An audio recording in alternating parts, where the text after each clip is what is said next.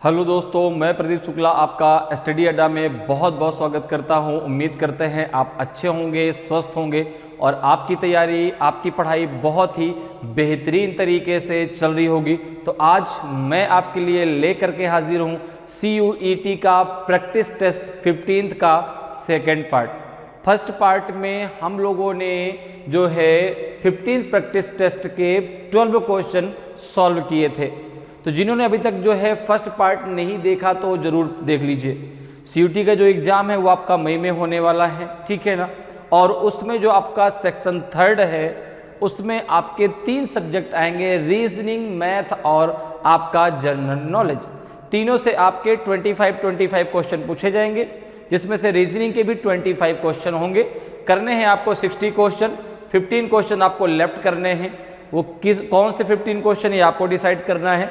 60 minute में 60 question आपको solve करने हैं, जिसमें से आपके रीजनिंग के 25 क्वेश्चन आपको लेफ्ट नहीं करने और उनको जो है 10 to 15 मिनट के अंदर अंदर पूरे 25 क्वेश्चन आपको सॉल्व कर लेने हैं, ताकि आप अधिक से अधिक समय भाई मैथ को दे सकते, क्योंकि वहां तो कैलकुलेशन करना ही पड़ेगा। तो अब जैसे बात हम रीजनिंग की करते हैं, तो रीजनिंग में अगर आपका कॉन्सेप्ट क्लियर है, मैं पहले भी आपको हमेशा कहता हूं कि अगर कॉन्सेप्ट क्लियर है तो रीजनिंग का एक क्वेश्चन भी आप छोड़ेंगे नहीं, लेकिन कॉन्सेप्ट क्लियर होना चाहिए। क्यों? रीजनिंग कोई भी सब्जेक्ट नहीं है, रीजनिंग तो केवल एक लॉजिक है। अगर लॉजिक में भाई कोई भी टॉपिक आप पढ़ें, चाहे ब्लड रिलेशन हो, चाहे डायरेक्शन, चाहे कोडिंग डिकोडिंग हो, कोई भी टॉपिक आप पढ़ रहे हैं, आप हर टॉपिक में देखेंगे कि भाई चीजें आपको आ रही हैं। रीजनिंग का कोई क्वेश्चन आप लगा रहे हैं, आप लगता है हाँ यार ये मुझसे बन जाएगा। बस टाइम की बात है कि जिस टाइम पर आप कर ले जाएंगे, लेकिन आपको टाइम लग रहा है, उस टाइम को कम करना है, ताकि आप भाई 60 मिनट में 60 क्वेश्चन करने, मतलब पलक झपकते आंसर दीजिए, ठीक है ना। पढ़ने में भी तो टाइम लगेगा, क्वेश्चन को समझना है, क्वेश्चन को 1 मिनट में पढ़ना भी है, उसी 1 मिनट में समझना भी है और उसी 1 मिनट में आंसर भी देना है। मतलब 60 सेकंड में तीनों क्रियाएं करनी है। तो वो तभी हो सकता है जब कॉन्सेप्ट क्लियर हो कि हाँ भाई अगर ऐसा क्वेश्चन आता है तो हमें करना कैसे है, इसका शॉर्टकट तरीका क्या है, ठीक है ना। जैसे अल्फाबेट अगर आ गया तो अल्फाबेट से रिलेटेड क्वेश्चन कैसे करने हैं, ब्लड रिलेशन से रिलेटेड क्वेश्चन कैसे करने हैं। अब अगर ये सारे कॉन्सेप्ट आपको क्लियर, तो आप तुरंत उसका आंसर दे पाएंगे। तो अगर अभी तक आपने जो है 14th प्रैक्टिस टेस्ट हम लोग कंप्लीट कर चुके हैं और 15th का फर्स्ट पार्ट भी हम लोग का कंप्लीट हो चुका है। अगर अभी तक आपने उन सारे प्रैक्टिस टेस्ट को नहीं देखा है, उनको नहीं सॉल्व किया, तो जरूर कर लीजिए। एक प्रैक्टिस टेस्ट आपको 2 पार्टों में मिलता है, ठीक है ना। एक दोनों पार्टों को मिला के आपके 25, किसी में 25, किसी में टोटल आपके 26, किसी में 28 क्वेश्चन भी आपको मिलते हैं। तो टोटल जो है आप यहां से खुद एक आंकड़ा लगा सकते हैं कि टोटल कितने क्वेश्चन देखो 2 चीजें हैं, क्वेश्चन का कलेक्शन भी आपका बढ़ रहा है, प्लस जो है आपका टॉपिक भी कंप्लीट हो रहा है। क्योंकि केवल हम लोगों ने क्वेश्चन का आंसर नहीं पढ़ा है कि क्वेश्चन आया आंसर हम लोगों ने डिस्कस किया, नहीं। हम लोगों ने क्वेश्चन जब डिस्कस किया उसके पहले उस टॉपिक के, जिस टॉपिक से क्वेश्चन पूछा गया, उसके बेसिक कॉन्सेप्ट को भी समझा है। तो अगर अभी तक आपने उन क्लासेस को नहीं देखा तो जरूर देख लीजिए, जिससे कि आपका टॉपिक भी क्लियर हो जाएगा और उस टॉपिक से रिलेटेड किसी भी प्रकार का कोई क्वेश्चन पूछा जाएगा तो आप आसानी से सॉल्व कर पाएंगे। भाई जरूरी थोड़ा ना कि जो मैं पढ़ा रहा हूँ, जो मैंने क्वेश्चन बताया वही आ जाए, और हो सकता है अगर आ जाए तो बहुत अच्छी बात है, और अगर नहीं आया, उससे रिलेटेड कोई दूसरा क्वेश्चन पूछ लिया गया, तो आप उन क्वेश्चनों को आसानी से सॉल्व कर पाए। इसलिए जो है क्वेश्चन के साथ साथ टॉपिक के भी बेसिक कॉन्सेप्ट को हम लोगों ने बहुत ही अच्छे तरीके से समझा है। तो चलिए आज क्लास को स्टार्ट करते हैं। आज भी जो है क्लास बहुत ही धमाकेदार क्लास होने वाली है, और आज जो है हम लोग उसी जो हम लोगों ने फर्स्ट पार्ट पढ़ा था उसमें हम लोगों ने 12 क्वेश्चन सॉल्व किए थे, उसी के आगे आज क्लास 13 क्वेश्चन से स्टार्ट होगी। तो चलिए क्लास को स्टार्ट करते हैं और देखिए 13th नंबर क्वेश्चन पे आते हैं। 13th नंबर क्वेश्चन पे आते हैं।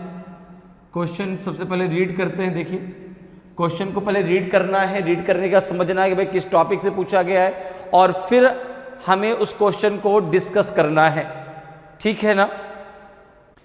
जैसे कि बात कर क्वेश्चन की करते हैं, तो क्वेश्चन क्या दिया गया आपका, 6 persons Raj, Geeta, Ravi, Bani, Sonu and Mohit are standing in a circle facing center. Geeta is between Mohit and Ravi. Raj is between Sonu and Bani. Mohit is to the left of Bani, who is between Raj and Mohit. 6 व्यक्ति राज, गीता, रवि, बानी, सोनू और मोहित केंद्र की ओर मुंह करके एक वृत्त पर खड़े हैं। गीता मोहित और रवि के बीच में है, राज सोनू और बानी के बीच में है, मोहित बानी के बाईं ओर है। राज और मोहित के बीच कौन है? सोनू है, रवि है, बानी है कि गीता है? ये आपको बताना है। तो अब एक चीज जरा समझिए, यहाँ पर ये क्वेश्चन आपसे पूछा गया सीटिंग अरेंजमेंट से। टॉपिक का नाम क्या है? सीटिंग अरेंजमेंट, ठीक है ना। किस टॉपिक से पूछा गया? Seating arrangement. सीटिंग अरेंजमेंट की अगर हम बात करते हैं तो हम 3 प्रकार से अरेंजमेंट पढ़ते हैं जो आपके एग्जाम में पूछा जाता है। पहला आपका होता है लीनियर अरेंजमेंट, ठीक है ना, लीनियर अरेंजमेंट अर्थात रेखीय क्रम। दूसरा है आपका सर्कुलर अरेंजमेंट, सर्कुलर अरेंजमेंट अर्थात वृत्तीय क्रम। और तीसरा है आपका rectangular arrangement, rectangular arrangement, rectangular arrangement अर्थात रेक्टेंगुलर अरेंजमेंट अर्थात चौकोर क्रम, ठीक है ना, अर्थात चौकोर क्रम। ये 3 क्रम हम पढ़ते हैं, रेखीय क्रम, वृत्तीय क्रम और आपका चौकोर क्रम, ठीक है ना। लीनियर अरेंजमेंट में लाइन की बात होती है, जब कुछ लोग लाइन पे एक पंक्ति में बैठे होते हैं। सर्कुलर अरेंजमेंट में एक सर्कल की बात आती है। और रेक्टेंगुलर अरेंजमेंट में जैसे एक वहां पे क्वेश्चन आता है आपका, जो है 4 व्यक्ति हैं, 4 मित्र हैं, वो मिलकर के ताश का गेम खेल रहे हैं, ठीक है ना, या कैरम खेल रहे हैं, या डाइनिंग टेबल पर बैठे हैं, ठीक है ना, तो वो आपका चौकोर क्रम में आता है। सीटिंग अरेंजमेंट में 2 चीजें आपको मेन याद रखनी होती हैं। सबसे पहले से इसमें सर्कल की बात करें तो आपको यहां पर ये याद रखना है कि लेफ्ट कैसे लेंगे, राइट कैसे लेंगे। जैसे अब यहां पर बात सर्कल की हो रही है और सर्कल इस प्रकार से हमने बना लिया सबसे पहले, और सर्कल में भी ये हो रहा है कि सबका चेहरा कहां है? सेंटर की ओर है। सर्कल में 2 कंडीशन है, चेहरा सबका सेंटर की तरफ है कि सेंटर से बाहर की तरफ है, क्योंकि उसी के अकॉर्डिंग आप लेफ्ट राइट लेंगे। तो अब जैसे ये आपका सर्कल है और सर्कल में ये आपका सेंटर है और सभी जो है सभी लोग सेंटर की तरफ देख रहे हैं, सभी लोग सेंटर की तरफ देख रहे हैं। ये आपका सेंटर हो गया और सभी अगर सेंटर की तरफ इस प्रकार से देख रहे हैं, देखो ये सेंटर है और सबका चेहरा कहाँ है? सेंटर की ओर है, ठीक है। अब यहां पर एक चीज समझिए, एक कंडीशन सेंटर की ओर है और एक कंडीशन सेंटर से बाहर की तरफ है। तो मेन हमको यहां पे ये कॉन्सेप्ट समझना है कि लेफ्ट और राइट किस प्रकार से लिया जाएगा।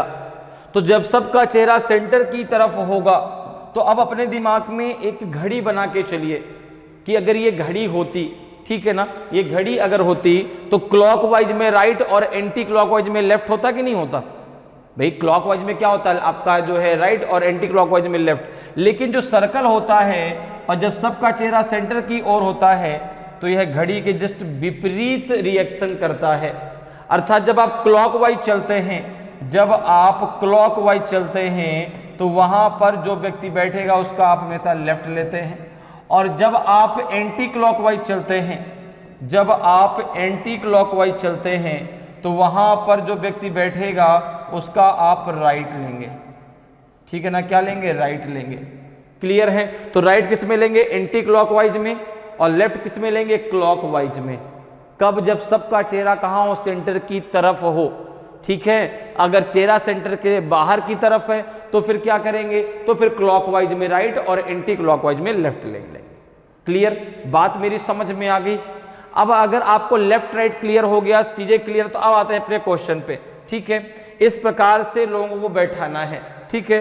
अब देखो बात सर्कल की हो रही है तो आप क्वेश्चन को शुरुआत से ही सॉल्व करना स्टार्ट कर सकते हैं। कितने लोग हैं? 6 व्यक्ति हैं। सबसे पहला काम आपने क्या किया? इस प्रकार से एक सर्कल खींच दिया। 6 लोग हैं, 1 2 3 4 और ये 5 और ये 6, ठीक है। ये 6 लोग बैठ गए।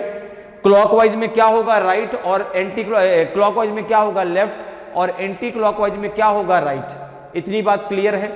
एक बात और याद रखिएगा, अगर क्वेश्चन में न दिया गया हो कि सबका चेहरा सेंटर की तरफ है कि सेंटर से बाहर की तरफ है, तो आप हमेशा मानकर चलेंगे कि सेंटर की ओर है उनका चेहरा, ठीक है ना। तो अगर सेंटर की ओर है तो क्लॉकवाइज में क्या लेंगे, लेफ्ट, और एंटी क्लॉकवाइज में क्या लेंगे, राइट।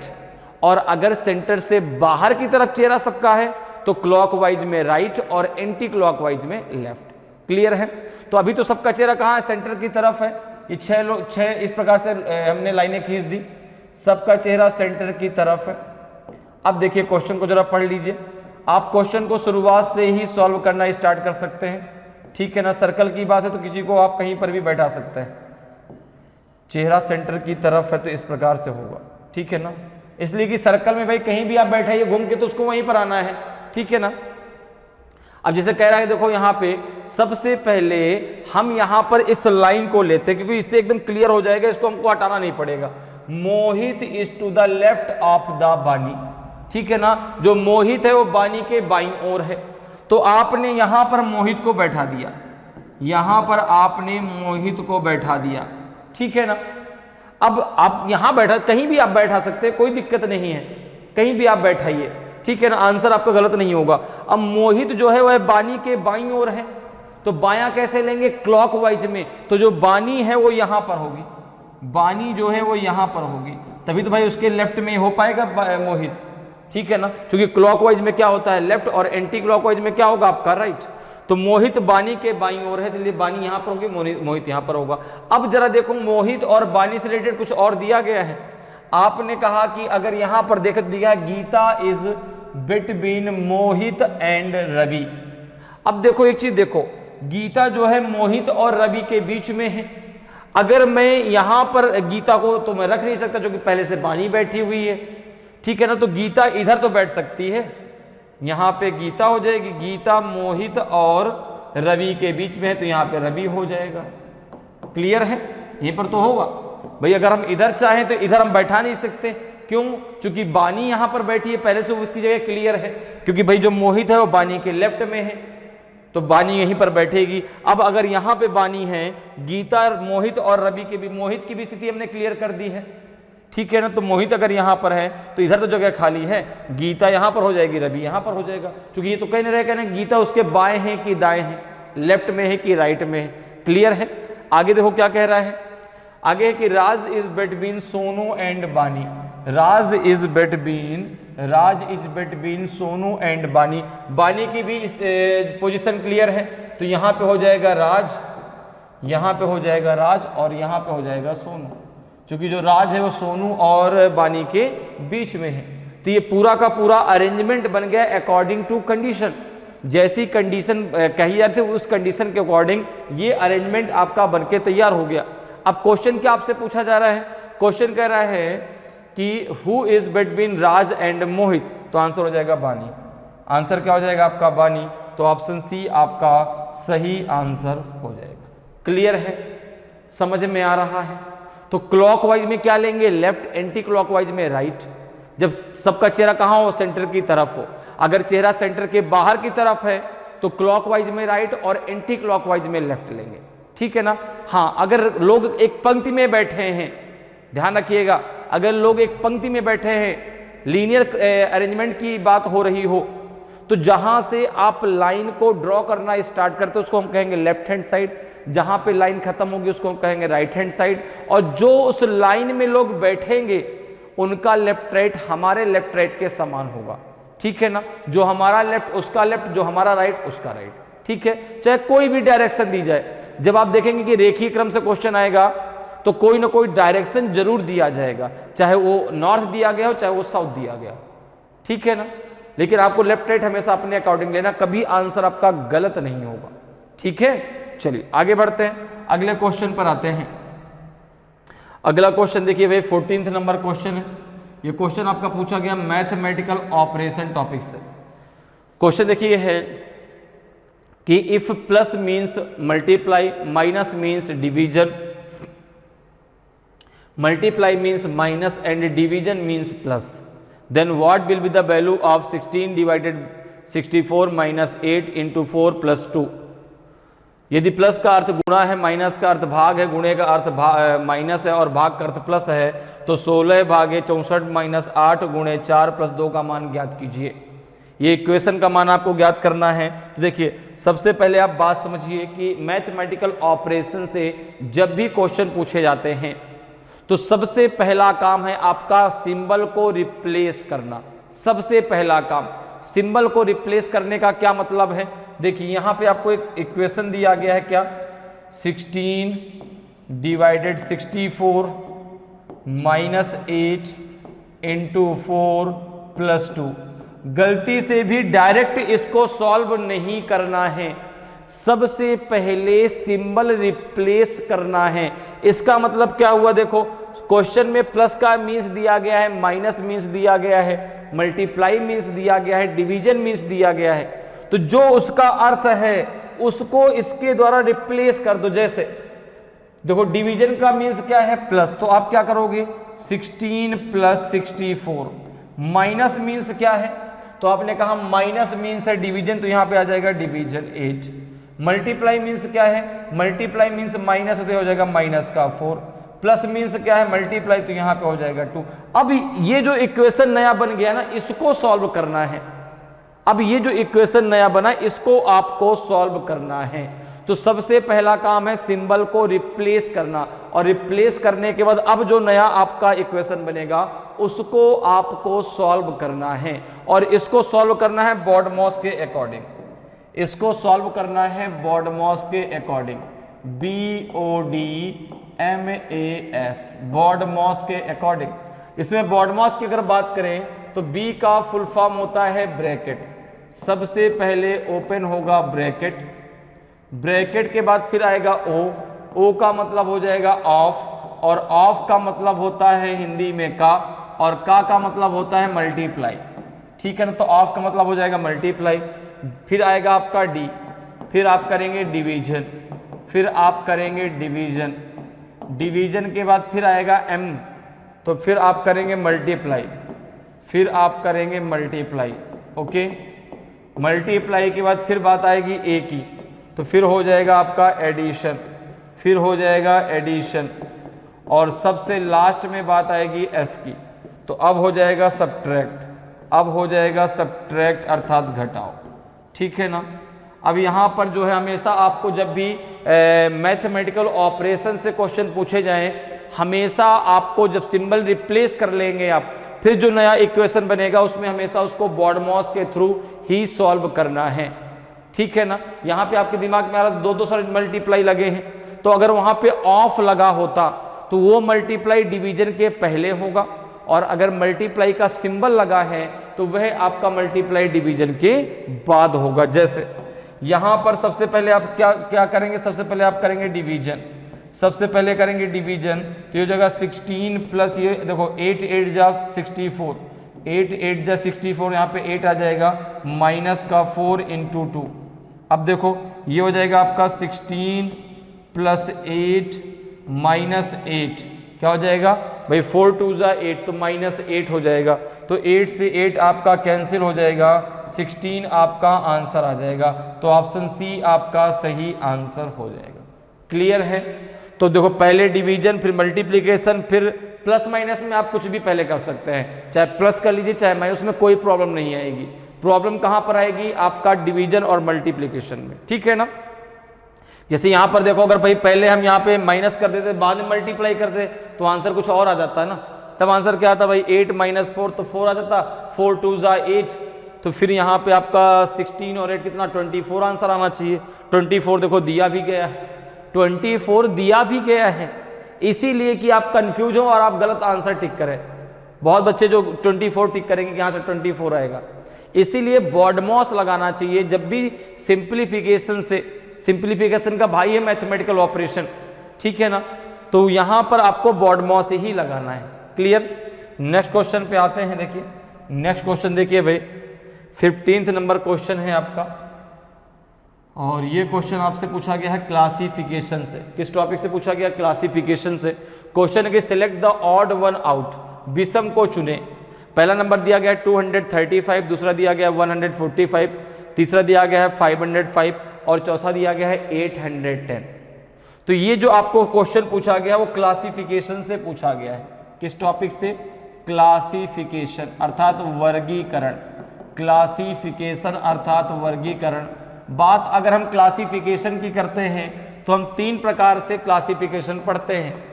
वर्ड क्लासिफिकेशन अर्थात शब्दों का वर्गीकरण, नंबर क्लासिफिकेशन, नंबर क्लासिफिकेशन संख्याओं का वर्गीकरण, और एक पढ़ते हैं जो है अल्फाबेट क्लासिफिकेशन।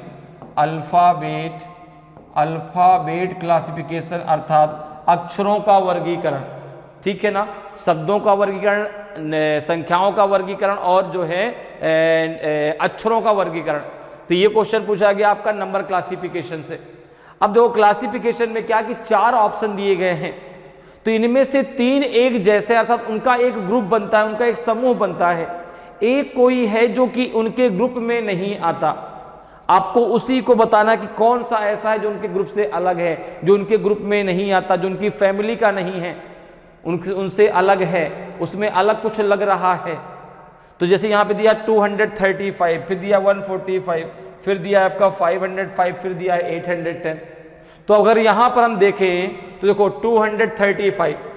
अब अगर हम यहाँ पे स्क्वायर या क्यूब की बात करें तो जितनी संख्याएं लिखी हैं किसी का भी स्क्वायर नहीं है। मैंने आपसे हर बार कहा कि भाई 1 to 30 स्क्वायर याद कर लीजिए और 1 to 10 आप क्यूब याद कर लीजिए। 1 to 30 जिसको स्क्वायर नहीं याद, भाई 1 to 10 तो सबको याद होते हैं। प्रॉब्लम आती है 11 से। 11 का स्क्वायर 121, 12 का 144, 13 का 169, 14 का 196, फिर आपका 15 का 225, 16 का 256, 16 का 256, 17 का 289, 18 का 324, 19 का 361 और आपका 20th का 400, 21 का 441, 22 का 484, 23 का 529, 24 का 576, 25 का 625, 26 का 676 और 27 का 729, 28 का 784 और 29 का 841 और 30 का 900। तो 30 तक तो आप ये स्क्वायर याद ही कर लो, उससे आपको बहुत आसानी रहेगी क्वेश्चन को करने में। अब जैसे यहां पे अगर हम देखें तो भाई यहां पर अगर हम डिवीजन भी लगाते हैं, डिवीजन का रूल लगाते हैं कि भाई चलो अगर 3 संख्याएं किसी एक संख्या से अगर डिवाइड हो जाएंगी तो जो नहीं डिवाइड होगी वो हमारा आंसर हो जाएगा। जैसे कि यहाँ पे अगर हम 5 से देखें तो क्या ये संख्या 5 से डिविजिबल है? क्या ये संख्या क्या 5 से डिविजिबल है? देखो 235 क्या 5 से डिविजिबल हो जाएगी? जरा डिवाइड करके देखो भाई। तो आपने कहा अगर मैं इसको 5 से डिवाइड करता हूं तो 5 2 जा नहीं 5 4 जा 20 बिल्कुल हो जाएगा। 5 4 जा 20, 5 7 जा अब 35, पूरा का पूरा डिवाइड हो गया। अगर मैं इसी प्रकार से 145 को अगर 5 से डिवाइड करूं, सर आपने 5 को ही क्यों चूज किया? अब देखो 5 का रूल क्या होता है, अगर लास्ट में आपका 5 है तो वो संख्या 5 से डिविजिबल हो जाएगी। लास्ट में देखो यूनिट डिजिट आपका 5 है, तीनों 5 से तीनों डिविजिबल हो जाएंगी। अब देखो अगर इसको डिवाइड करें तो 5 2 जा 10 और 5 9 जा 45, ये भी पूरी की पूरी डिविजिबल है। इसके बाद अगर बात करें 505 की तो आपने कहा 5 से डिवाइड करो, 5 1 जा 5, ठीक है ना, फिर 0 5 1 जा 5, ये भी डिवाइड हो जाएगी। तो अभी अब देखो अगर हम बात करें 810 की, जरा 5 से डिवाइड करो भाई, तो आपने कहा 5 1 जा 5, यहाँ कितना बचेगा 3, 31 हो जाएगा। 5 6 जा हो जाएगा आपका 30, अब 5 2 जा 10। नहीं, ये रूल तो नहीं लगेगा क्योंकि तीनों की तीनों संख्याएं 5 से डिविजिबल हैं, ठीक है ना। तीनों की तीनों संख्याएं 5 से, चारों की चारों संख्याएं 5 से डिविजिबल हैं। अच्छा लास्ट में अगर 0 तो भी वो 5 से डिवाइड हो जाएगी। तो देखो ये तो आपकी चारों की चारों संख्याएं 5 से डिविजिबल है, तो फिर हम क्या रूल लगा सकते हैं? तो फिर हम अब भाई 3 किसी न किसी प्रकार समान होनी चाहिए, 3, तभी ये नहीं कि एक कोई समान है बाकी तीनों भिन्न, नहीं, एक भिन्न है बाकी तीनों में समानता क्या है ये आपको देखना है। अब अगर आगे देखें देखो तो और क्या रूल लगा सकते हैं? अगर मैं इसके डिजिट्स को आपस में सम कर दे, देखो जरा 235 के अगर डिजिट्स को आपस में सम करें 2 + 3 + 5 तो ये हो जाएगा आपका 10। फिर आपने कहा 145 तो आपने कहा भाई 1 + 4 + 5 तो ये भी हो जाएगा 10, ये भी हो जाएगा 10। फिर देखो 5 0 5, अगर इसको प्लस करें तो ये हो जाएगा 5 + 0 + 5, तो ये भी आपका 10 हो जाएगा। अगर 810 को आपस में प्लस करें तो 8 + 1 + 0, ये आपका 9 आएगा। ये कितना आएगा? 9। तो यहां पे देखो ये आपका इनसे अलग हो जाएगा, ये इनके ग्रुप में नहीं आता। 810 इनसे अलग है, क्यों? क्योंकि बाकी जो आपके तीनों हैं उनके अगर हम डिजिट्स को आपस में सम करते हैं तो उनका जो टोटल है वो 10 होता है, लेकिन इनका जो टोटल है वो 9 हो रहा है। इसलिए जो है ये तीनों आपस में अपना एक ग्रुप बनाते हैं, ये तीनों आपस में अपना एक ग्रुप बनाते हैं, और आपका 810 उस ग्रुप में नहीं आता। तो ऑप्शन डी आपका सही आंसर हो जाएगा। क्लियर है? नेक्स्ट क्वेश्चन पे आते हैं। नेक्स्ट क्वेश्चन आपका जो है 16 नंबर क्वेश्चन होगा ये। अच्छा 17 नंबर है, तो भाई यहाँ पे देखो नंबरिंग गड़बड़ हो गई। 15 का 16 आता है, यहाँ इन्होंने 17 लिखा है।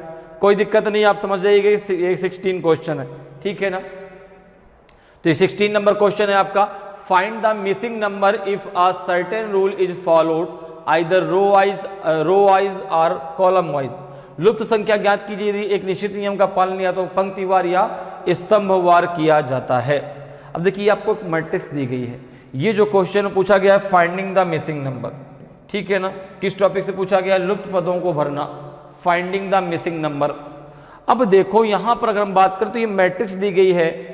मैट्रिक्स में आपका जो है 9 3 7 ये रो है, 9 12 13 1404 ये आपका कॉलम है। अब यहां पर बात ये आती है कि सर हम कॉन्सेप्ट किधर की तरफ सोचें, रो वाइज सोचें कि कॉलम वाइज सोचें। तो जिधर आपका बड़ा नंबर लिखा हो उधर आपको दिमाग लगाना है। अगर इधर लिखा होता बड़ा नंबर तो आप रो वाइज चलते। देखो यहां पे लिखा है तो आप कॉलम वाइज चलेंगे। किस में चलेंगे? Column wise. अब कॉलम वाइज हमें ये देखना है कि इन तीनों नंबर में हम क्या करें कि ये नंबर आ जाए, इन तीनों में हम क्या करें कि 30 आ जाए। तो जो अब तीनों में जो रूल लगेगा वो सेम लगेगा, तीनों कॉलम में जो आपका रूल लगेगा वो सेम लगेगा, फर्स्ट सेकेंड थर्ड तीनों में सेम लगेगा। इस बात को ध्यान रखना है। तो अब देखो अगर मैं यहां पर देखूं और अगर मैं फर्स्ट की बात करूं तो भाई फर्स्ट में जो है एक काफी बड़ा नंबर लिखा हुआ है 1404। अब अगर सेकंड में मैं देखूं तो सिंपल सी मुझे बात दिख रही है कि 3 2 जा 6 6 5 जा 30। अगर मैं फर्स्ट में भी देखो इनका मल्टीप्लाई कर दूं तो देखो इतना आएगा क्या? फर्स्ट में भी मैं मल्टीप्लाई करके देखता हूं कितना आएगा क्या? देखो जरा 9 × 12 × 13, तो आपने कहा ये हो जाएगा आपका कितना? 13 2 जा 26, 2 आपका होल्ड हुआ, 13 1 जा 13, 13 और 2 कितना हो जाएगा? 15। इसमें आप 9 का मल्टीप्लाई और कर लो, तो 9 6 जा 54, 5 होल्ड हुआ, 9 5 जा 45 और 5 हो जाएगा आपका 50, 5 होल्ड हुआ, 9 1 जा 9, 9 5 हो जाएगा 14। बिल्कुल हो रहा है। देखो सेकंड तो आपको समझ में आ ही रहा है कि सिंपल सा है। वो तो सेकंड की अगर बात करें तो सिंपल सा है कि भाई 2 × 3 × 5 ये हो जाएगा आपका 30। तो अब देखो अगर मैं थर्ड की बात करूं तो यहां पे हमें निकालना है क्वेश्चन मार्क में क्या आएगा। मतलब ये है कि देखो आपको 7 × 9 इसको आप मान लो a इक्वल्स टू आपका है 504। अब a की वैल्यू आपको चाहिए, क्वेश्चन मार्क को हमने क्या मान लिया? a मान लिया, तो हमें a की वैल्यू चाहिए। तो देखो a इक्वल्स टू कितना हो जाएगा? 504 अपॉन 7 × 9। देखो ये कितना हो जाएगा? 7 7 49, कितना बचेगा आपका? 1 7 दूना 14, 9 8 72। तो ये आ जाएगा जो है आपकी a की वैल्यू आ जाएगी आपकी 8। a की वैल्यू कितनी आ जाएगी? 8। तो क्वेश्चन मार्क जगह क्या रखा जाएगा? क्वेश्चन मार्क की जगह रखा जाएगा 8। तो ऑप्शन बी आपका सही आंसर हो जाएगा। क्लियर है? तो चाहे आप इसको स्तंभ वाइज सॉल्व करिए, चाहे जो है पंक्ति वाइज, ठीक है ना। रूल जो लगेगा वो तीनों में सेम लगेगा, और जिधर आपका बड़ा नंबर लिखा उधर आपको पहले फोकस करना चाहिए। तो इसका आंसर क्या हो जाएगा आपका? ऑप्शन बी आपका सही आंसर हो जाएगा। रूल क्या लगेगा कि जितने तीनों के ऊपर तीनों नंबर हैं ऊपर वाले, इन तीनों को आपस में क्या कर देना है? मल्टीप्लाई कर देना है। तो क्वेश्चन का जगह आ जाएगा आपका 8। नेक्स्ट क्वेश्चन में चलते, देखिए नेक्स्ट क्वेश्चन क्या है भाई, अगला क्वेश्चन डिस्कस करते हैं। क्वेश्चन नंबर 18 है आपका, एक कम कर लीजिएगा 17 नंबर क्वेश्चन, जो बीच में नंबरिंग गड़बड़ हो गई है, ठीक है ना, बाकी आप समझदार हैं। क्वेश्चन देखिए कह रहा है कि C is the mother of A and B, if D is the husband of B, then what is C to D। C A और B की माँ है, यदि D B का पति है तो C से D क्या है, C से D किस प्रकार संबंधित है, ये होना चाहिए, ठीक है ना। मदर है, आंट है, आंटी है, मदर इन लॉ है या सिस्टर है, ठीक है ना। तो अब देखो भाई क्या है यहाँ पर, क्या आएगा, तो बात हो रही है इस जो क्वेश्चन पूछा गया आपका ब्लड रिलेशन टॉपिक से। अब जैसे ही बात आती है ब्लड रिलेशन की, बात होती है रक्त संबंध की, तो जो हमारा एक फैमिली रिलेशन है, ठीक है ना, चाहे आपका हो चाहे मेरा हो, जो फैमिली रिलेशन है उसी की बात हम करते हैं। तो अगर जैसे ही बात रिलेशन की आती है तो सबसे पहले बात होती है जेंडर की। जेंडर की अगर हम बात करते हैं तो दो ही जेंडरों के बीच रिलेशन होता है, मेल और फीमेल, ठीक है ना, पुरुष और महिला। तो अगर अब यहां पर देखो ब्लड रिलेशन में ये चीज आपको ध्यान देनी है कि जब तक जेंडर क्लियर नहीं होगा तब तक रिलेशन क्लियर नहीं होगा, जब तक जेंडर क्लियर नहीं होगा तब तक रिलेशन क्लियर नहीं होगा, और जैसे ही जेंडर क्लियर हो जाएगा रिलेशन क्लियर हो जाएगा। भाई आपके सामने एक छोटा सा बच्चा बैठा है, तो आप कहते हैं उसको देख के बड़ा क्यूट बेबी है, आप उसके आगे ये वर्ड नहीं लगाते क्यूट बेबी गर्ल है कि क्यूट बेबी बॉय है, लेकिन जैसे ही आपको जेंडर क्लियर हो जाता है फिर आप कहते हैं बड़ी क्यूट बेबी गर्ल है, क्यूट बेबी बॉय है। तो भाई रिलेशन क्लियर होने के लिए जेंडर का क्लियर होना बहुत जरूरी है, अगर जेंडर क्लियर नहीं होगा तो रिलेशन क्लियर नहीं होगा, इस बात को ध्यान दीजिएगा। अब जैसे बात आती है जेंडर की, तो हम लोग जब क्वेश्चन में फिगर बनाते हैं तो कुछ इंस्ट्रूमेंट का प्रयोग करते हैं। जैसे हमें अगर क्लियर है कि जो व्यक्ति है वो मेल है तो उसके ऊपर हम लगाते हैं प्लस, ये हम अपने लिए लगाते हैं, अपने आइडेंटिफिकेशन के लिए, ठीक है ना, कि हमको कंफ्यूजन ना हो कि जब हम क्वेश्चन का आंसर कर रहे हों तो भाई हम बाद में बीच में कंफ्यूजन के ये क्या कौन बीच में आ गया, ये जो है मेल है कि फीमेल है। तो उस कंफ्यूजन को क्लियर करने के लिए आप अगर क्लियर है कि भाई ये व्यक्ति मेल है तो आप लगाएंगे प्लस, और अगर ये क्लियर है कि ये व्यक्ति फीमेल है, ठीक है ना, तो आप लगाएंगे माइनस, क्या लगा देंगे माइनस। ये तो बात जेंडर की हो गई। एक बात ब्लड रिलेशन में और आती है जो हम बात करते हैं जनरेशन की। बात किसकी करते हैं, जनरेशन अर्थात पीढ़ी की। जैसे कि मैं अगर बात करूं, ठीक है ना, मैं अपनी बात करूं, ठीक है, अब मेरा जो भाई है, मेरी जो बहन है, ठीक है ना, अब मेरा जो भाई चाहे मुझसे बड़ा हो चाहे मुझसे छोटा हो चाहे मेरे बराबर का हो, हम सारे एक जनरेशन के हैं।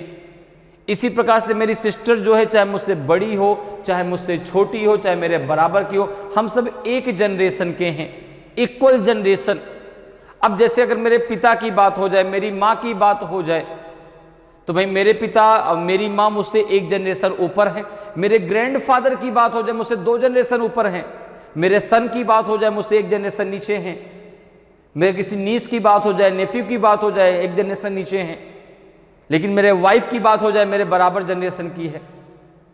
तो ये होता है इक्वल जनरेशन और जनरेशन गैप, ठीक है ना। तो अगर जब बात आती है इक्वल जनरेशन की, तो इक्वल जनरेशन को हम दर्शाते हैं जो है यहां पर हॉरिजेंटल लाइन से।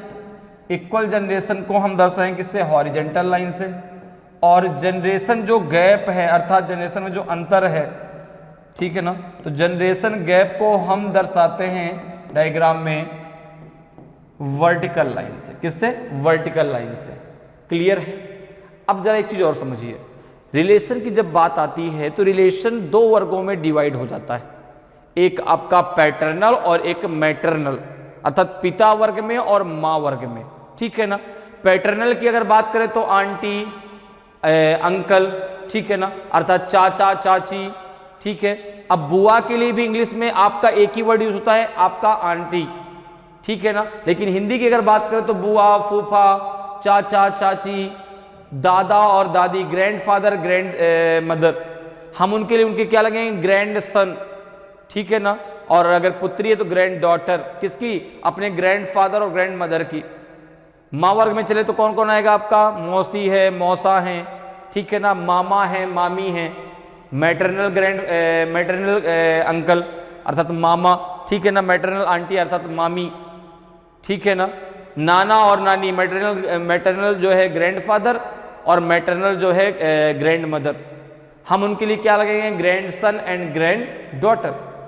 क्लियर, इतनी बातें क्लियर हैं। तो इक्वल जनरेशन को हॉरिजेंटल लाइन से, जनरेशन गैप को वर्टिकल लाइन से दर्शाते हैं।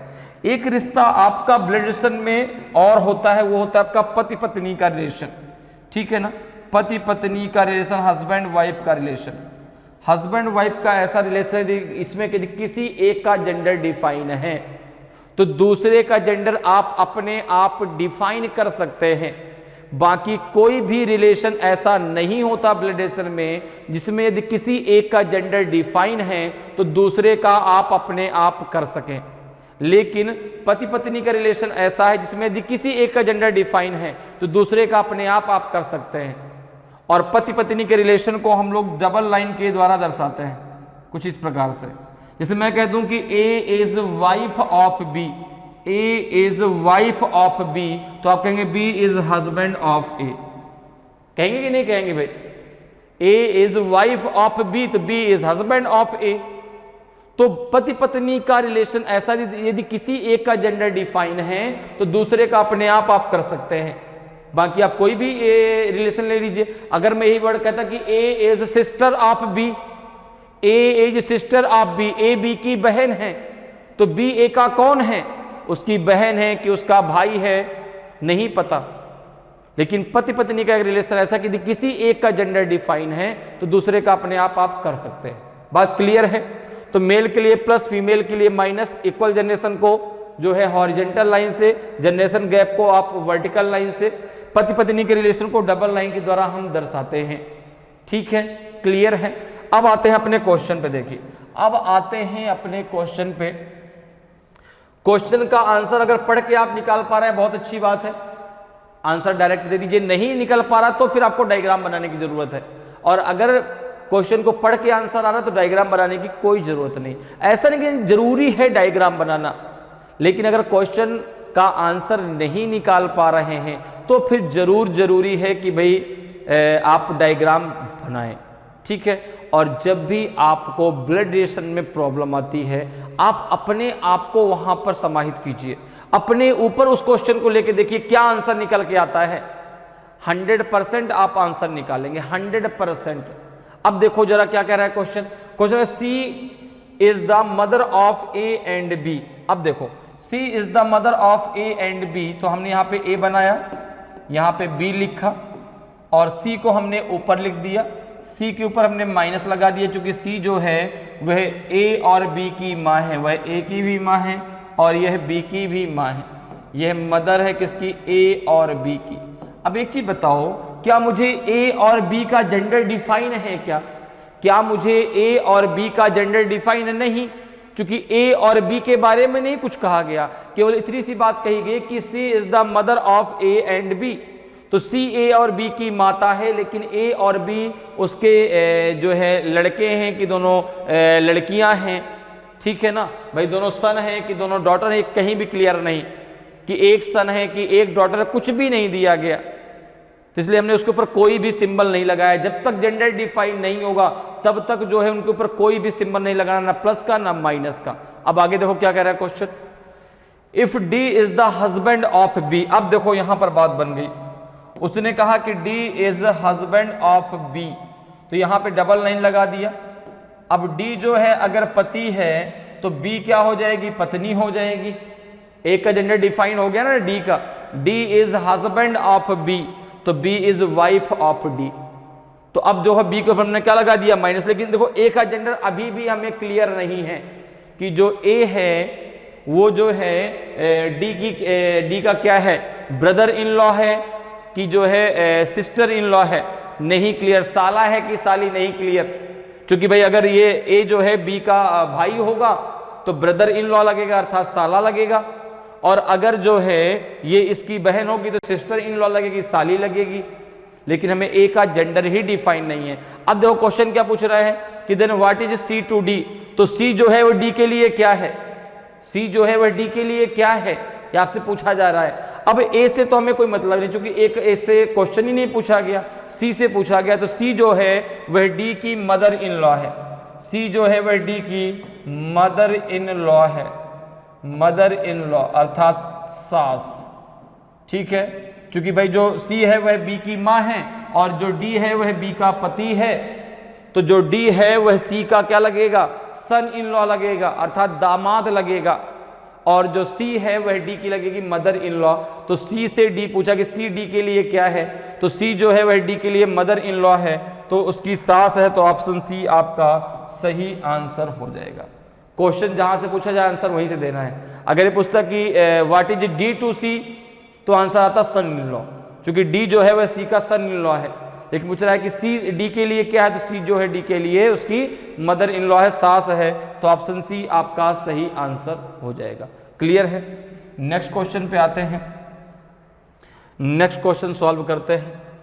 क्वेश्चन नंबर आपका 19 है। क्वेश्चन देखिए, आपको कह रहा है कि Ravi is walking in the east direction after covering a distance of 1 kilometre, he turns 45 degree left and then 90 degree right. In which direction is he facing now? Ravi पूर्व दिशा में चल रहा है। 1 किलोमीटर की दूरी तय करने के बाद वह 45 डिग्री बाएं और फिर 90 डिग्री दाएं मुड़ता है। वह अब किस दिशा की ओर उन्मुख है, नॉर्थ की ओर, की वेस्ट की ओर, की नॉर्थ वेस्ट की ओर, की साउथ ईस्ट की ओर? कौन सा आपका सही आंसर होगा? तो ये जो क्वेश्चन आपका पूछा गया है वो पूछा गया है आपका डायरेक्शन टेस्ट से अर्थात दिशा परीक्षण टॉपिक से। तो देखिए, अगर हम थोड़ा सा डायरेक्शन के बारे में डिस्कस करें, फर्स्ट पार्ट में मैंने आपको डायरेक्शन के बारे में बताया था, ठीक है ना, क्योंकि उसमें भी आपका एक क्वेश्चन डायरेक्शन से आया था। तो फर्स्ट पार्ट में भी हम लोगों ने डायरेक्शन के बारे में डिस्कस किया था। फिर से मैं आपको एक बार बताता हूँ डायरेक्शन के बारे में, देखिए, ठीक है ना। तो यहां पर देखो, अगर हम डायरेक्शन की बात करें तो टोटल आपके 8 डायरेक्शनों के बारे में हम रीजनिंग में पढ़ते हैं। 4 आपकी मेन डायरेक्शन होती हैं, 4 उसकी मिडिल डायरेक्शन होती हैं, ठीक है ना। जब 2 डायरेक्शन आपस में मिलती हैं तो 90 डिग्री का एंगल बनाती है अर्थात राइट एंगल बनाती हैं। हमको डायरेक्शन 2 चीजें मेन समझ जो है कॉन्सेप्ट क्लियर रखना है। डायरेक्शन में किस प्रकार से एंगल लेना है, एंगल जो है आपका 2 फॉर्म में होता है, 90 डिग्री और 45 डिग्री, और लेफ्ट राइट किस प्रकार से लेना है। तो यहां पर अगर हम देखें तो 4 डायरेक्शन देखो इस प्रकार से होती हैं। ये 4 मेन डायरेक्शन है, ठीक है ना, इस सेंटर पॉइंट के द्वारा आपस में कनेक्टेड होती हैं। ये आपकी डायरेक्शन ईस्ट है, उसके जस्ट अपोजिट ये हो गई वेस्ट, ऊपर की तरफ हो जाएगी आपकी नॉर्थ और नीचे की तरफ हो जाएगी आपकी साउथ। ये पूरा एंगल आपका 90 डिग्री का है, ये भी पूरा एंगल आपका 90 डिग्री का है, ठीक है ना, ये भी पूरा एंगल आपका 90 डिग्री का है और ये भी पूरा एंगल आपका 90 डिग्री का है, ठीक है ना। ये 90 डिग्री, ये 90 डिग्री, ये 90 डिग्री और ये भी पूरा एंगल आपका 90 डिग्री का है। तो ये पूरा का पूरा जो सर्कल है वो 360 डिग्री का है, 360 डिग्री, 360 डिग्री। और देखो जो मिडिल डायरेक्शन है वो 90 डिग्री को 45 में डिवाइड कर देते। देखो ये मिडिल डायरेक्शन है, ये मिडिल डायरेक्शन जो है 90 डिग्री को 45 में डिवाइड करें। देखो ये साउथ है, ये ईस्ट, तो ये क्या हो जाएगा साउथ ईस्ट। ये आपका नॉर्थ, ये वेस्ट, तो ये क्या हो जाएगा नॉर्थ वेस्ट। इसी प्रकार से एक मिडिल डायरेक्शन यहाँ से आएगा, देखो इस प्रकार से, ये आपका मिडिल डायरेक्शन हो गया। तो ये टोटल 8 डायरेक्शन हो गई। ये आपका नॉर्थ है, ये ईस्ट है, तो ये नॉर्थ ईस्ट हो जाएगा। ये आपका जो है साउथ है वेस्ट, तो ये साउथ वेस्ट हो जाएगा।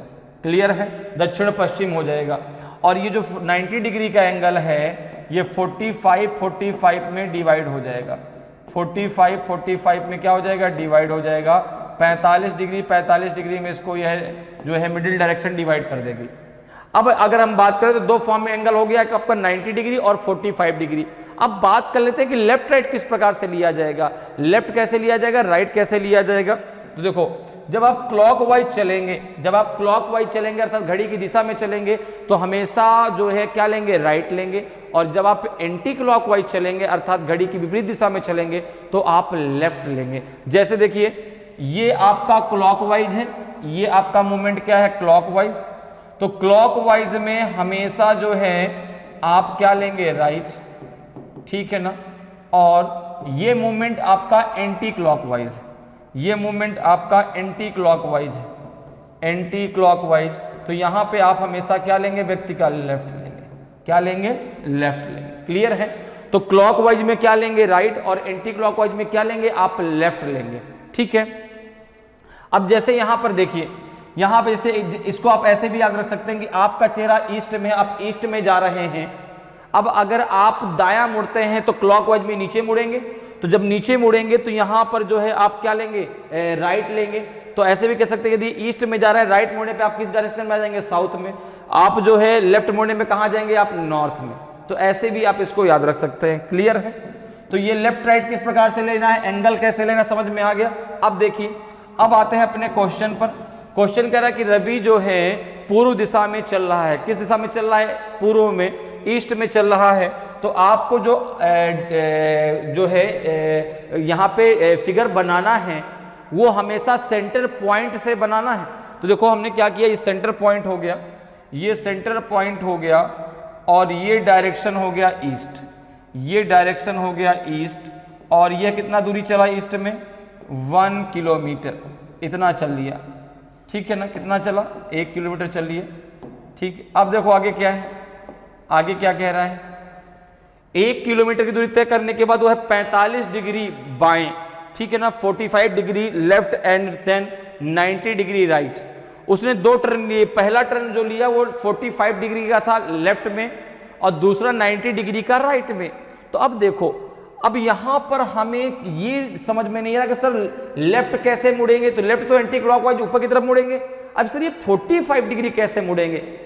तो जब आपको ये चीज क्लियर ना हो तो आप वहां पर क्या करेंगे, चारों डायरेक्शन बनाइए। देखो ये मैंने बना दिया चारों डायरेक्शन, यहां पे आप चारों डायरेक्शन बना लीजिए।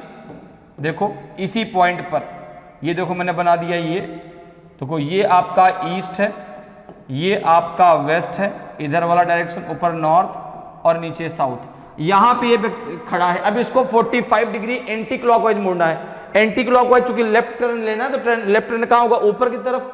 और ये पूरा एंगल देखो, ध्यान रखना, ये जो अगर नॉर्थ की तरफ मुड़ जाता है तो ये पूरा का पूरा जो एंगल है वो 90 डिग्री का हो जाएगा।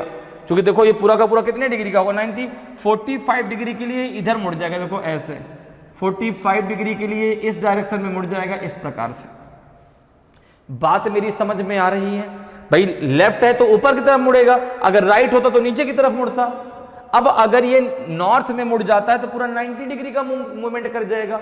हमें कराना है इसको जो है 45 डिग्री का, तो इतना एंगल, ये एंगल आपका 45 डिग्री का होगा, ये एंगल आपका 45 डिग्री का होगा। क्लियर। अब देखो क्या कह रहा है, अब वो जो टर्न लेगा वो राइट टर्न लेगा 90 डिग्री का। अब यहां से उसको टर्न लेना है, तो यहां पर फिर से आप चारों डायरेक्शन खींच दीजिए। फिर से आप यहां पे चारों डायरेक्शन खींचिए, फिर से आप यहां पे चारों डायरेक्शन खींच लीजिए। ये ईस्ट है, ये आपका वेस्ट है, ये नॉर्थ है, ये साउथ है। ये जा रहा है कहां, नॉर्थ ईस्ट में। अभी कहां जा रहा है, नॉर्थ ईस्ट में।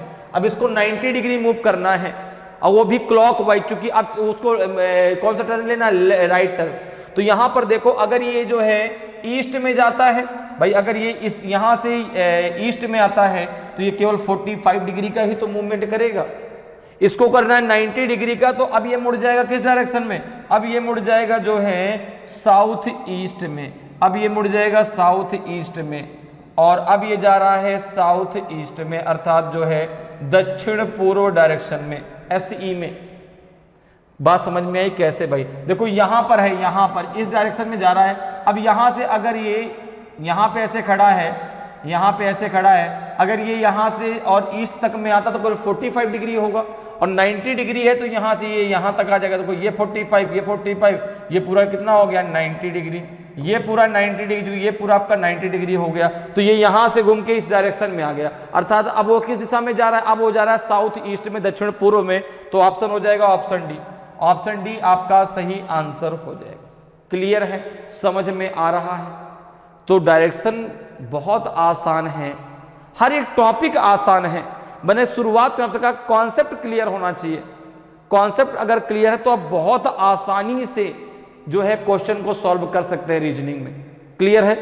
नेक्स्ट क्वेश्चन पे आते हैं। देखिए नेक्स्ट क्वेश्चन का जरा आंसर देखते हैं भाई क्या होगा। 20th नंबर क्वेश्चन है।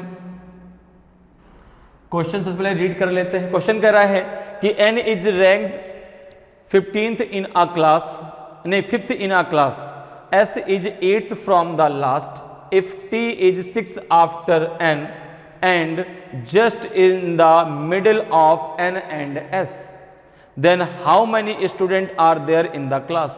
एक कक्षा में n का स्थान 5वां है, s का अंतिम से 8वां स्थान है। यदि t n के बाद छठा है और n और s के ठीक मध्य में है तो कक्षा में कितने विद्यार्थी हैं? तो ये क्वेश्चन आपका पूछा गया रैंकिंग टेस्ट से। किससे पूछा गया? रैंकिंग टेस्ट टॉपिक से। तो देखो जब पंक्ति में किसी एक व्यक्ति की बात होती है तो हम वहां पे फॉर्मूला यूज करते हैं n equals to left plus right minus 1। जब हमें किसी एक व्यक्ति का लेफ्ट और राइट दोनों तरफ से स्थान पता हो तो हम जो है वहां पे फॉर्मूला यूज करते हैं n equals to left plus right minus 1। ठीक है ना? लेफ्ट हैंड साइड क्या होता है? जहां से पंक्ति, जहां से रैंक आपकी स्टार्ट होती है। रैंक का मतलब वो होता है जो आपको, जैसे आप समझो क्लास 12th में जब पढ़ रहे हैं तो क्लास 12th में आपके सेक्शन में अगर 60 बच्चे हैं तो आपको एक रैंक मिली है, आपको एक रोल नंबर मिला है, अलॉट किया था भाई आपका 10 नंबर है। जैसे 10 नंबर आया आपने बोला यस सर। अब ये बताओ कि जो 10वां नंबर है वो कहां से है? शुरुआत से कि लास्ट से? अगर मैंने नहीं बताया आपका रोल नंबर 10th है तो आप क्या समझेंगे रोल नंबर 10th कहां से है? तो आप कहेंगे शुरुआत से है। तो अगर ये ना दिया जाए कि भाई शुरुआत से दिया गया कि लास्ट से दिया गया तो हमेशा उसको हम शुरुआत से मानते हैं, क्योंकि किसी का भी रोल नंबर हमेशा शुरुआत से बताया जाता है। और अगर लास्ट से होगा तो उसमें बताया गया होगा भाई इसका रोल नंबर ये लास्ट से है। ठीक है ना? तो यहां पे बात रोल नंबर की हो रही है। तो अब देखो 3 व्यक्ति हैं इसमें, एक n है, एक s है और एक t है। और किसी भी एक व्यक्ति का हमको लेफ्ट और राइट से स्थान नहीं पता। अगर पता होता तो डायरेक्ट हम लगाते हैं n equals to left plus right minus का 1। जहां से रोल नंबर स्टार्ट होता है उसको हम बोलते हैं, मैंने शुरुआत में आपको बताया था कि भाई जहां पे पंक्ति स्टार्ट होती है उसको हम बोलते हैं लेफ्ट हैंड साइड, और जहां पर पंक्ति खत्म होगी उसको हम बोलेंगे राइट हैंड साइड या बोलेंगे लास्ट। ठीक है ना? इसको क्या बोलेंगे? बिगिनिंग। ठीक है ना? टॉप और बॉटम भी बोलते हैं। टॉप मतलब जहां से आपने शुरुआत की, बॉटम मतलब जहां पे आपकी कहानी क्या हो गई? खत्म हो गई, पंक्ति खत्म हो गई। अब देखो जरा, एक कक्षा में जो है 3 स्टूडेंट हैं, n का स्थान कितना है? 5वां है। ये देखो यहाँ पे से हमने एक लाइन बनाई, ठीक है ना? और यहाँ से शुरुआत से जो n है, शुरुआत से जो n है वह कितने नंबर पे बैठा है? 5th नंबर पे। शुरुआत से जो n है कितने नंबर पे है? 5th नंबर पे है। ठीक है ना? अब कह रहा है कि जो यस का स्थान है वो अंतिम से 8वां है, लास्ट से कितना है उसका स्थान? तो आपने कहा 8th है। इसको और नीचे बना लेता है, यहां बनाते हैं। ठीक है ना? यहां से देखो n का स्थान कितना है? 5th। s का स्थान कितना है लास्ट से? आपने कहा लास्ट से मतलब जहां पे पंक्ति खत्म हो गई, जहां पे पंक्ति खत्म हो गई वहां से s का स्थान कितना है? 8th। अब मेरी जरा एक बात समझिएगा, यहां पे पंक्ति खत्म हो गई है, s के पीछे कितने बच्चे हैं? 7। n के पीछे कितने बच्चे हैं? 4। ठीक है ना? क्योंकि जहां से पंक्ति शुरू हुई वहां से वो 5वें नंबर पे है तो इसके पीछे 4 बच्चे और हैं। n 5वें नंबर है, इसके पीछे 4। s जो है जहां पे पंक्ति खत्म हो रही वहां से 8वें नंबर पे है तो उसके पीछे 7 बच्चे हैं। अब जरा आगे देखो क्या कह रहा है। t जो है n के बाद छठा है। t कहां है? If t is 6 after n, तो n के बाद छठा है ना। तो अगर मैं बात करूं तो जो t का स्थान है, जो t का स्थान है इसी लाइन पर t का जो स्थान है वो यहां पर होगा, और t जो है लेफ्ट हैंड साइड से कितने नंबर पे होगा? 11th नंबर पे। कितने नंबर पे होगा? 11th। क्यों? क्योंकि इसके बाद छठा है तो 6 प्लस कर दो उसमें, भाई उसके आगे ही तो है, उसके बाद ही तो छठवां नंबर पे है। तो कितने नंबर पे है? उसको वो है आपका जो है 11th नंबर पे। अब करा कि जो t है वो n और s के ठीक मध्य में है। t जो है n और s के ठीक मध्य में है। तो अब देखो मध्य का मतलब ये हो गया कि n और t के बीच जितने बच्चे हैं, n और t के बीच जितने बच्चे हैं उतने ही बच्चे यस और टी के बीच भी होंगे, तभी तो ये मिडिल में आएगा। मिडिल का मतलब ये होता है कि भाई दोनों तरफ बच्चों की संख्या बराबर हो, जो बीच में बच जाएगा वही मिडिल में होगा। तो भाई यहां पर देखो जो आपका टी है वो n से 6 स्थान क्या है बाद है, तो आपने कहा कि भाई 5 + 6 आपका 11 आ गया। इनके बीच कितने बच्चे हैं, n और t के बीच में 5 हैं, n और t के बीच में कितने हैं 5 हैं, क्योंकि छठवें स्थान पर स्वयं कौन बैठा है, आपका t बैठा है। छठवें स्थान पर स्वयं कौन बैठा है, t बैठा है। तो जब n और t के बीच कितने बच्चे हैं, 5 हैं, तो आपका यस और t के बीच भी कितने बच्चे हैं, 5 हैं। यस और टी के बीच में कितने बच्चे हैं, आपके 5 हैं। अब टोटल बच्चे आप निकाल सकते हैं कैसे, या तो आप जो है इसमें ये टोटल ऐड कर दीजिए, तो 11 + 5 कितना हो जाएगा आपका 16, 16 और 8 कितना हो जाएगा आपका 24। भाई ये पूरी लाइन आपको चाहिए ना यहां से यहां तक, तो यहां से और यहां तक तो आपको पता है कि 11 बच्चे हैं, क्योंकि टी यहां तक तो वही है। भाई ये खाई मुझे भरनी थी, वो भी भर गई। कैसे, मैंने n और t के बीच बच्चे निकाल दिए कि भाई n और t के मध्य कितने बच्चे हैं, 5, क्योंकि छठवें पे स्वयं t बैठा है, ध्यान रखिएगा 6 मत बोलिएगा, जितना प्लस होता है उसमें एक हमेशा माइनस कर दिया, आपको मिडिल बच्चे मिल जाएंगे। तो यहां पर देखो आपका हो जाएगा कितने, 5 हैं, तो इधर भी 5 हैं। तो टोटल की अगर हम बात करें तो t का स्थान यहां पे कितना हो गया 11, और ये देखो ये खाई बीच की भर गई ना जो ये स्पेस था। अब इन सबको आपस में आप ऐड कर दीजिए, तो ये 11 + 5 + 8 कितना हो जाएगा आपका, ये हो जाएगा आपका 24। तो टोटल कितने बच्चे हैं पंक्ति में, 24 है। ऑप्शन बी आपका सही आंसर हो जाएगा। या फिर आप ऐसे ऐड कर लीजिए, n का स्थान, t का स्थान, ठीक है ना, तो n और t कितना हो गया 16, और s का स्थान कितना हो जाएगा आपका 8। तो ये हो जाएगा आपका जो है कितना, चूंकि भाई मिडिल में है ना, ये क्या है मिडिल में है, ठीक है ना, तो इन तीनों का स्थान जोड़ें तो भी आपका आंसर आ जाएगा। क्लियर है। अगर यहां पे हम बात करें तो यहां पे 5 बच्चे हैं, इन सबको यहां से यहां तक जोड़ लीजिए, कितना आपका 5, और ये हो जाएगा 5 × 5 = 10, 10 × 8 = 18, और 18 × 6 = 24। जैसे भी चाहे वैसे आप जोड़ सकते हैं, ठीक है ना, बहुत सारे तरीके। बस आपको क्लियर हो गया ना कि भाई यहां पर ये स्पेस हमें भरना था, क्योंकि जब तक ये स्पेस नहीं बता तो हम टोटल बच्चे नहीं बता सकते। तो यहां पे आंसर आ जाएगा आपका 24, ऑप्शन बी आपका सही आंसर हो जाएगा। क्लियर है। नेक्स्ट क्वेश्चन पे आते हैं। नेक्स्ट क्वेश्चन देखिए भाई, क्वेश्चन नंबर 21 है आपका। ये क्वेश्चन आपका पूछा गया है वेन डायग्राम से। क्वेश्चन पूछा गया वेन डायग्राम से। क्वेश्चन है कि विच of the following Venn diagram best represent the relationship amongst musician, student and athlete. निम्नलिखित में से कौन सा वेन आरेख संगीतकारों, छात्रों और एथलीटों के बीच संबंध को सबसे अच्छा प्रतिनिधित्व करता है। अब देखिए यहां पर 3 आपको शब्द दिए गए, इनके बीच के रिलेशन को आपको सेट के माध्यम से रिप्रेजेंट करना है। तो अगर आप यहां पर देखें तो भाई संगीतकार है, छात्र है और एथलीट है। तो छात्र तो एक ग्रुप है ना, छात्र एक ग्रुप है। एथलीट और आपका संगीतकार जो म्यूजिशियन है, ये कोई प्रोफेशन नहीं है, ये तो एक क्वालिटी है जो सबके अंदर हो सकती है। तो आपने कहा कि भाई यहां पर देखो ये हो गया आपका स्टूडेंट अर्थात छात्र।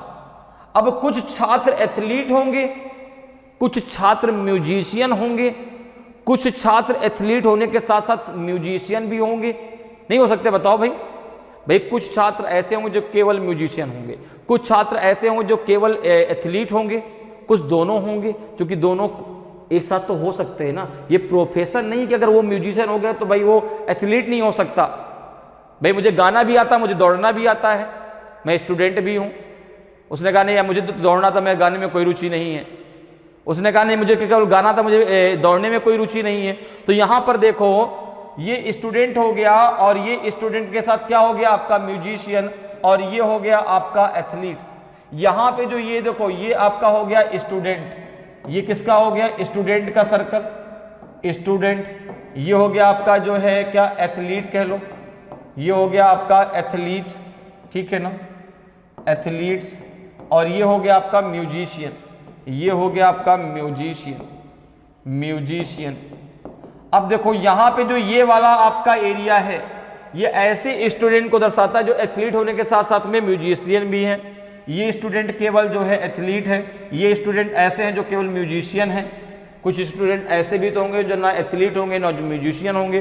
तो कौन सा पार्ट दर्शाएगा, ये वाला पार्ट, ठीक है ना। तो यहाँ पे ऐसा डायग्राम कौन सा बना हुआ है, ऑप्शन सी आपका सही आंसर हो जाएगा। क्लियर है। नेक्स्ट क्वेश्चन पे आते हैं। नेक्स्ट क्वेश्चन देखिए भाई, क्वेश्चन नंबर आपका 22 है। क्वेश्चन नंबर 22 पे हैं हम लोग, ठीक है। क्वेश्चन है आपका जो है, in the following letter series some letter are missing which are given that order as one of the alternatives, choose the correct alternative. निम्नलिखित अक्षर श्रृंखला में कुछ अक्षर लुप्त हैं जिन्हें विकल्पों में से एक के रूप में वह क्रम दिया गया है, सही विकल्प का चयन करें। अब देखो, ये आपको एक स्मॉल लेटर सीरीज दी गई है। मैंने जब आपको फर्स्ट पार्ट में सीरीज पढ़ाया था, बताया था कि भाई सीरीज दो प्रकार से हम पढ़ते हैं, एक आपका नंबर सीरीज, एक आपका अल्फाबेटिकल सीरीज। अल्फाबेटिकल सीरीज भी दो टाइप में होती है, capital letter series, small letter series. Small letter series को हम जो है रिपीटेड सीरीज भी कहते हैं। अब देखो यहां पर बात अल्फाबेट की हो रही है, लेकिन यहां पर हम बात कोड की नहीं करेंगे, तो फिर कैसे हम इसको सॉल्व करेंगे? तो इसको आप सीरीज के माध्यम से सॉल्व भर सकते हैं, या फिर नंबर आप टर्म काउंट करके भी भर सकते हैं। जैसे अगर मैं यहां पे देखूं तो क्या क्या, देखो आपका BCA, फिर डैश, फिर B, फिर डैश, फिर AA BC, फिर डैश, फिर A, फिर डैश, फिर C, फिर AA। अब देखो जरा, यहां पे अगर मैं बात करूं, तीन अल्फाबेट यूज हुए, एक A, एक B और एक C। तीन अल्फाबेट आए हैं पूरी सीरीज में, लेकिन एक चीज आप देखो तो A के बाद फिर से A आया, अर्थात A लगातार दो बार आया है। अगर मैं A को लगातार दो बार लेके चलो, देखो यहां भी दो बार A है, यहां भी दो बार A है। अगर मैं यहां भी दो बार A कर दूं तो BCAA देखो बन जाएगा। तो आपने कहा यहां पे देखो BCAA, एक बार बस आपका ग्रुप बन जाए, फिर आपको प्रॉब्लम नहीं होने वाली। तो BCAA, BCAA, BCAA, यहां भी देखो BCAA। तो क्या फिल किया आपने? AB फिल किया। देखो ऑप्शन में दिया गया है, आपने कहा पहले ही ऑप्शन में दिया गया है। देखिए कितनी आसानी से आपने फिल कर लिया, कितनी आसानी से फिल कर लिया। तो ऐसे क्वेश्चन जब भी रिपीटेड सीरीज की बात आती है ना, आप उसको उसकी सीरीज के माध्यम से फिल करिए, बहुत आसानी से आप कर पाएंगे। क्लियर है? नेक्स्ट क्वेश्चन पे आते हैं। नेक्स्ट क्वेश्चन देखिए भाई, क्वेश्चन नंबर 23 है आपका। क्वेश्चन कह रहा है, सबसे पहले क्वेश्चन को रीड कर लेते हैं। क्वेश्चन है कि if every alternate letter starting from B is deleted from the given alphabet, then which of the following will be the 10th letter from the right end. यदि B शुरू वाले प्रत्येक वैकल्पिक अक्षर को दिए गए वर्ण से हटा दिया जाए तो निम्नलिखित में से कौन सा दाएं छोर से 10वां अक्षर होगा? अब यहां पर तो वर्णमाला दी ही नहीं गई, ठीक है ना, कोई बात नहीं, वर्णमाला हम लिख लेते हैं। यहां पर वर्णमाला में जो है क्या करना, सबसे पहले वर्णमाला लिख लेते हैं। ये क्वेश्चन पूछा गया आपका प्रॉब्लम बेस्ड ऑन अल्फाबेट, वर्णमाला लिखना भूल गए, कोई दिक्कत नहीं है। तो वर्णमाला तो सबको पता ही है, अल्फाबेट आपको पता कि भाई 8 से स्टार्ट होता है, Z पे खत्म होता है। टोटल आपके 26 अल्फाबेट होते हैं। देखो तो यहाँ पे A, फिर है B, फिर C, फिर D, E, F, फिर आपका G, H, I, फिर आपका है J, K, L, M, N, O, P, Q, R, S, T, फिर है आपका U, V, W, X, Y और ये है Z। देखो जहां से अल्फाबेट स्टार्ट होती है इसको हम बोलते हैं लेफ्ट एंड, इसको हम बोलते हैं लेफ्ट एंड। जहां पे अल्फाबेट खत्म होती है इसको हम बोलते हैं राइट एंड, इसको हम बोलते हैं राइट एंड। अब जैसा क्वेश्चन करा वैसा कर दीजिए। उसने कहा बी से शुरू होने वाले प्रत्येक वैकल्पिक मतलब अल्टरनेट, बी से आपको स्टार्ट करना है, प्रत्येक अल्टरनेट लेटर को डिलीट कर देना है। देखो बी डिलीट हो गया, डी हो गया, एफ, फिर एच, फिर आपका जे, फिर एल, फिर एन, फिर पी, फिर आर, फिर टी, फिर आपका जो है टी के बाद वी, फिर एक्स, फिर जेड। और कह रहा है कि तो बताइए दाएं छोर से 10वां अक्षर क्या होगा? तो राइट एंड कौन सा है? ये वाला। यहां से काउंट करना है आपको 10th लेटर। जरा काउंट करिए, 1 2 3 4 5 6 7 8 9 एंड 10। आंसर क्या हो जाएगा आपका? जी। तो ऑप्शन ए आपका सही आंसर हो जाएगा। तो ऐसे क्वेश्चन बहुत आसान होते हैं, जैसा कह रहा है वैसा कर दीजिए, ठीक है ना। तो अल्फाबेट से रिलेटेड क्वेश्चन जब भी इस प्रकार से पूछे जाते हैं बहुत आसानी से आप कर सकते हैं। पहले हमने अल्फाबेट लिख दिया, उसने कहा कि भाई ये आपका जहाँ से अल्फाबेट स्टार्ट होता है वो लेफ्ट हैंड होता है, जहाँ पे खत्म होती है वो राइट हैंड। उसने कहा कि भाई बी से शुरू होने वाले प्रत्येक अल्टरनेट लेटर को क्या कर दीजिए? डिलीट कर दीजिए। डिलीट करने के बाद राइट एंड से 10वां अक्षर क्या आ जाएगा आपका? जी आ जाएगा। क्लियर है? नेक्स्ट क्वेश्चन पे आते हैं। नेक्स्ट क्वेश्चन देखिए भाई, 24 नंबर क्वेश्चन है आपका, और क्वेश्चन है आपका जो है काउंटिंग ऑफ फिगर से पूछा गया है। Find out the number of circle in the given figure. दी गई आकृति में वृत्तों की संख्या ज्ञात कीजिए। आपको बताना कि इसमें कितने सर्कल हैं। ये क्वेश्चन पूछा गया काउंटिंग ऑफ फिगर से, ठीक है ना, आकृतियों की गिनती। तो ये पूछा गया काउंटिंग ऑफ सर्कल। तो अब सर्कल देखो, सर्कल काउंट करना बहुत आसान है, क्योंकि दो सर्कल मिलकर के तीसरा सर्कल नहीं बना सकते, क्योंकि सर्कल में कोई लाइन साइड तो होती नहीं है, इसलिए जो है दो सर्कल मिलकर तीसरा सर्कल नहीं बना सकते। तो केवल जितने सर्कल उनको सही से काउंट कर लीजिए, कितने टोटल सर्कल हैं। अगर आपने एक भी सर्कल नहीं छोड़ा तो बिल्कुल सही आंसर आप कर पाएंगे। देखो जैसा, देखो 1 2 3 4, ये 5 6 7, देखो इसके अंदर भी है एक 8, ये हो जाएगा 9, ये हो जाएगा 10, ये देखो 11 12, ये 13, फिर इसके बाद ये 14, फिर ये 15, फिर ये 16 और ये 17। कोई छूटा तो नहीं, कोई छूटा तो नहीं। दो सर्कल मिलकर के तीसरा सर्कल नहीं बना सकते, ठीक है, तो इसमें साइड नहीं होती। इसलिए जितने सर्कल हैं उनको हमें केवल सही से काउंट करना है कि एक भी सर्कल हमारा छूटे नहीं। तो आंसर सी आपका सही आंसर हो जाएगा। क्लियर है? चलो आगे बढ़ते हैं, अगले क्वेश्चन पर आते हैं। क्वेश्चन नंबर आपका 25 नंबर का है। ये क्वेश्चन है आपका जो है मिरर और वाटर इमेज से है, ठीक है ना। नॉन वर्बल रीजन से क्वेश्चन पूछा गया है कि if a mirror is placed on the line MN then which of the option is the right image of the given figure. यदि MN रेखा पर एक दर्पण रखा जाए तो कौन सा विकल्प दी गई आकृति का सही प्रतिबिंब होगा। तो आप इस सीरीज को याद रखिएगा, जब भी भाई मिरर तो एक होता है, उसको रखने के दो तरीके होते हैं, एक आपका वर्टिकल और एक आपका हॉरिजेंटल। तो जब भी मिरर वर्टिकल रखा जाता है, अर्थात इस प्रकार से रखा हो, ठीक है ना, इस प्रकार से रखा हो, तो ध्यान देना है यहाँ पे कि लेफ्ट किससे बदलता है, लेफ्ट बदलता है इसमें राइट से, लेफ्ट बदलेगा राइट से, और राइट बदलेगा लेफ्ट से, राइट बदलेगा जो है लेफ्ट से, राइट बदलेगा लेफ्ट से।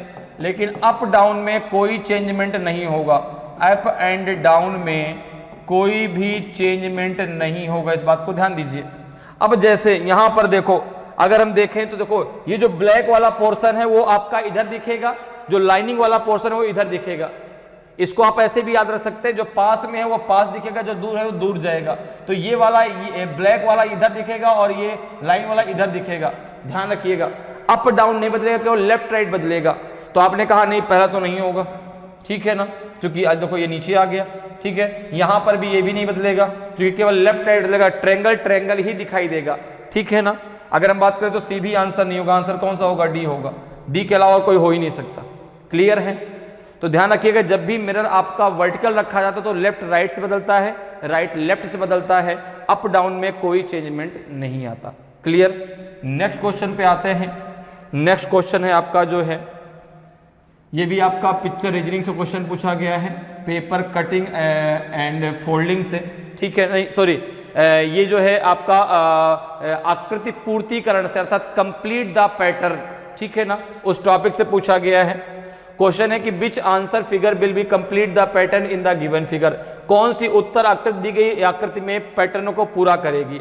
अब देखो ये आपको एक पूरा पैटर्न दिया गया है, क्वेश्चन मार्क की जगह इनमें से कौन सा पैटर्न रखा जाए कि आपका ये डायग्राम पूरा कंप्लीट हो जाए, ये आपको बताना है।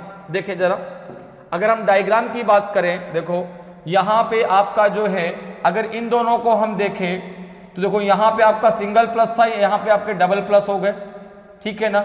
अब देखो यहां पर पहली बात तो आपका ये पूरा सर्कल ऐसे आएगा, ये दो चीजें तो ये क्लियर हो गया, ऐसे होगा।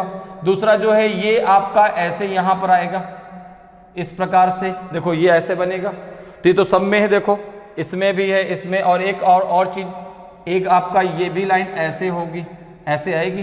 तो आपने कहा ये तो सब में है, ये ए बी सी डी सब में है ऐसा। अब दूसरा देखो यहाँ पे जो ट्रायंगल है वो ट्रायंगल की तरह आपको दिखाई पड़ेगा। और यहां पर देखो अगर हम बात करें, अब यहां पर देखो ये दोनों आमने सामने की फिगर हैं, यहां पे सिंगल प्लस, यहां पे डबल प्लस। इसी प्रकार से इसकी अगर बात करूं तो यहां पे सिंगल प्लस, तो यहां पे डबल प्लस होगा। तो डबल प्लस किस में है बताइए जरा, डबल प्लस केवल एक में है, वो किस में है, सी में। वही आपका सही आंसर होगा, वही आपका सही आंसर हो जाएगा। क्लियर है? तो ऑप्शन सी में जो डायग्राम दिया गया है उसको यहां पर रखने पे आपका को पूरा का पूरा जो पैटर्न है वो कंप्लीट हो जाएगा। तो इस प्रकार से जो है आप बहुत आसानी से और कम समय में रीजनिंग के क्वेश्चनों को सॉल्व कर सकते हैं। उम्मीद करते हैं कि आज क्लास आपको बहुत अच्छे से समझ में आई होगी। अगर आज की क्लास आपको अच्छी लगी हो, आज का वीडियो आपको अच्छा लगा हो और अभी तक आपने वीडियो को लाइक नहीं किया तो वीडियो को लाइक जरूर करें। अगर आप नए हैं और अभी तक आपने चैनल को सब्सक्राइब नहीं किया तो चैनल को सब्सक्राइब जरूर कर लें, ताकि आपको क्लास की जानकारी समय समय पर मिलती रहे और आपकी तैयारी बेहतरीन तरीके से चलती रहे। तो आज इतना ही, फिर मिलेंगे। जय हिंद, जय भारत।